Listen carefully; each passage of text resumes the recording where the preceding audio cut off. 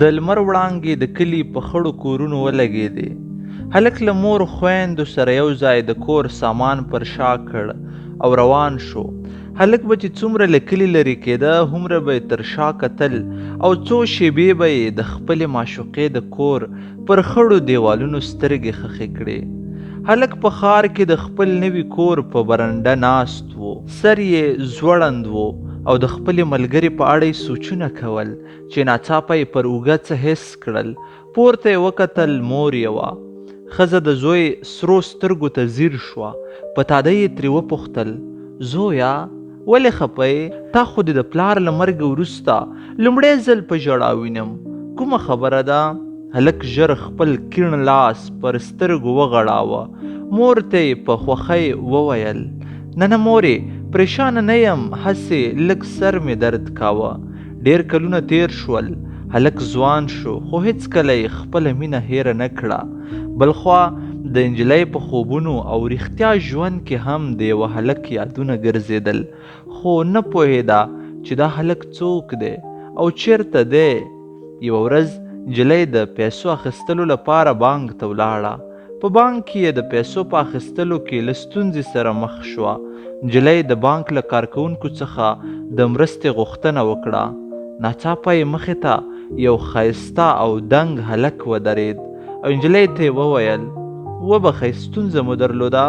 نجلۍ د هلک په لیدلو داسې احساس وکړ لکه دا هلک چې له کلونو راهیسې پیژني. ویې ویل: هو، کارت مې کومه ستونزه لري، ماشین یې نه مني. هلک د نجلۍ کارت واخیست او نجلۍ ته یې وویل چې په تمه شي. نجلۍ په تمه وه. هلک راغی او نجلۍ ته یې وویل: وبخئ، ستونزه ستا په کارت کې نه، زموږ په ماشین کې ده. که وخت لرئ د ماشین تر جوړېدو پورې په تمه شئ، خو ښه به وي چې سبا راشئ. نجلۍ خپل کارت واخیست او هلک ته یې د سبا راتګ وویل. د نجلۍ په تګ سره د هلک په زړه کې یو عجیب احساس پیدا شو. سبا پر همدې وخت نجلۍ بیا راغله. هلک د نجلۍ راتګ ته په تمه و. نجلۍ وویل: ماشین جوړ شو؟ هلک وویل: نه. نجلۍ غوسه شوه. ویې ویل: تاسې پر موږ ملنډې وهئ. پرون مو وویل چې سبا جوړیږي، خو اوس هم نه دی جوړ. هلک ورته مسکی شو او ویې ویل: ته خپله یې؟ نجلۍ حیرانه شوه چې دا څه وایي. وبخئ، څه مو وویل؟ هیڅ. کارت مو راکړئ چې ماشین وګورم. نجلۍ کارت ورکړ، خو هلک خپله خوښي هیڅ پټولی نه شوه. بې واره یې له خولې څخه ووتل: ته زما د ماشومتوب مینه یې، زه دا 14 کاله ستا د لیدو په تمه وم. د نجلۍ ژبه بنده شوه. ته څوک یې؟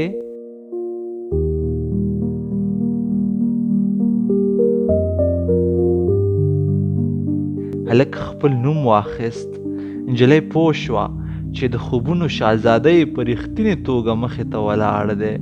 له ډېرې خوښۍ څخه نه پوهېده چې څه وکړي او پښتني حیا یې د دې لامل شوه چې د هلک خبرو ته ځواب ورنه کړي. له بانک څخه ووتله، خو دې یتیم هلک خبرې او څېره یې په زړه او مغزو کې ګرځېده. ورځ تر بلې یې له هلک سره مینه زیاتېده، خو هلک ته د ورتګ او وهلو جرأت یې نشو کولی. یوه ورځ یې له ځان سره هوډ وکړ چې نن به هرومرو له یتیم هلک سره خبرې کوي او د خپلې 14 کلنې مینې په اړه به ورته وایي. له هلک سره د مخ کېدو جرأت یې ونه کړ، نو د فیسبوک له لارې یې هلک ته میسج وکړ. ځان یې ور وپېژانده. هلک ورته په ځواب کې وویل چې له میسج څخه مو خوښ شوم. نجلۍ هڅه وکړه چې د خپلې پټې مینې او احساس په اړه هلک ته هر څه ووایي، خو هلک دومره وویل چې ما هیڅکله له تا نه د داسې عکس العمل هیله نه درلوده. د نجلۍ په زړه کې یوه ویره پیدا شوه او هلک ته یې وویل چې زه هم له تا سره مینه لرم. هلک ورته سم ځواب ورنه کړ.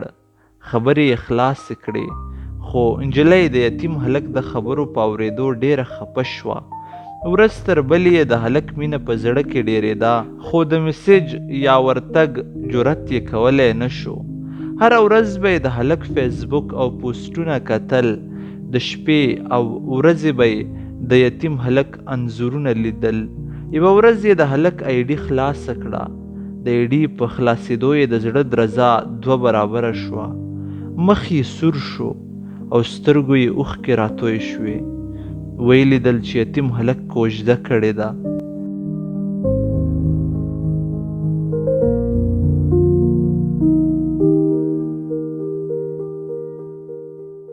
نجلۍ هېڅ نه پوهېده چې څه وکړي. هلک ته یې میسج وکړ. خبره شوم چې کوژده دې کړې. الله جل جلاله دې یې درته نیک او مبارکه کړي. تل د خپلې کورنۍ او کوژدنې ترڅنګ آرامه او خوشحاله اوسې. او د میسج په پای کې یې ولیکل: